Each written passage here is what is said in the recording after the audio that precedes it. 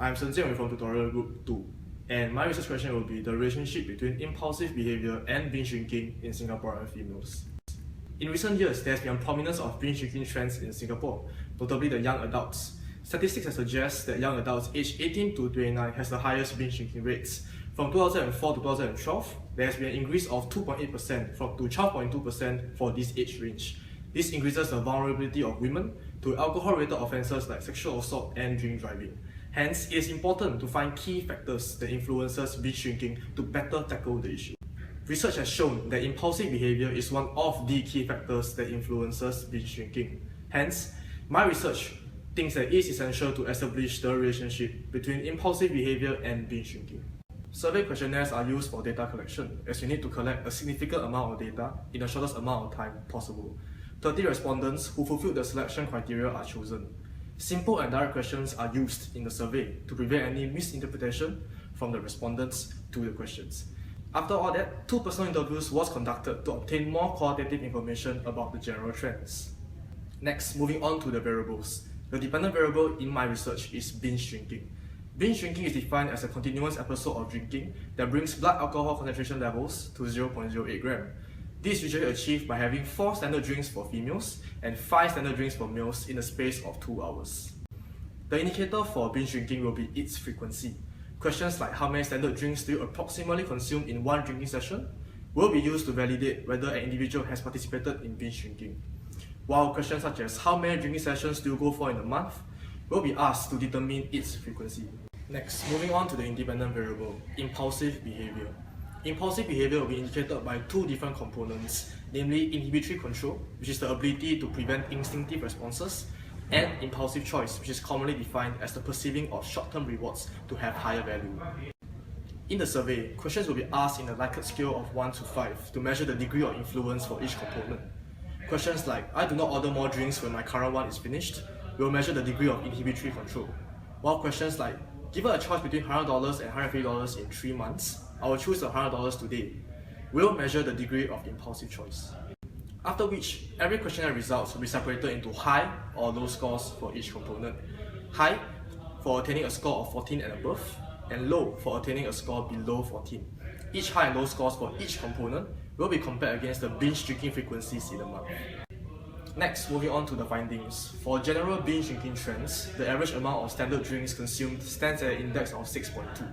This shows that there is a prevalence of binge drinking in the respondents, as the average index is higher than the defined binge drinking standards of 4 standard drinks for females. Hence, this proves that the high binge drinking problem in Singaporean females aged 18 to 29 is proven true. Next, as calculated for the chart, the average number of binge drinking sessions per month stands at an index of 2.7.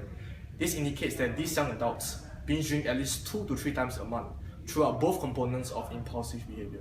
For trends in degree of inhibitory control, summary of the questionnaire results show 53%, which is 16 out of the 30 respondents, exhibits a low degree of inhibitory control, while 47%, which is 14 out of the 30 respondents, exhibits a high degree of inhibitory control. The average binge drinking sessions for high degree of inhibitory control stands at 2.21, while for low degree of inhibitory control, it stands at 2.81.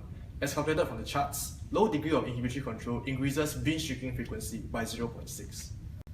Next, for trends in degree of impulsive behavior, summary of the questionnaire results show 67%, which is 20 out of the 30 respondents, exhibits a high degree of impulsive choice, while 33%, which is 10 out of the 30 respondents, exhibits a low degree of impulsive choice.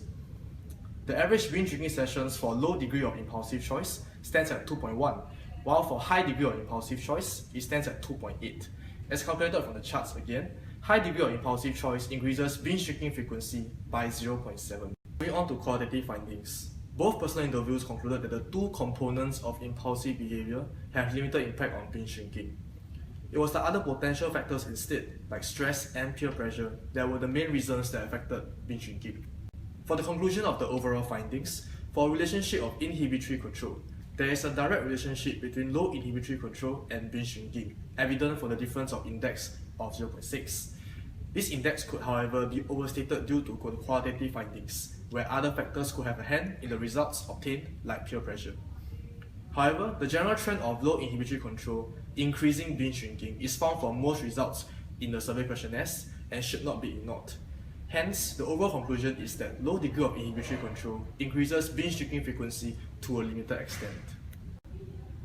Next, for the conclusion of the overall findings for impulsive choice, there is a direct relationship between high impulsive choice and binge drinking, again evident from the difference of index 0.7. This index could be illustrated due to qualitative findings, where other factors could have a hand in the results obtained as well. For instance, academic stress. However, the general trend of high impulsive behavior increasing binge drinking is found for most results and again should not be ignored.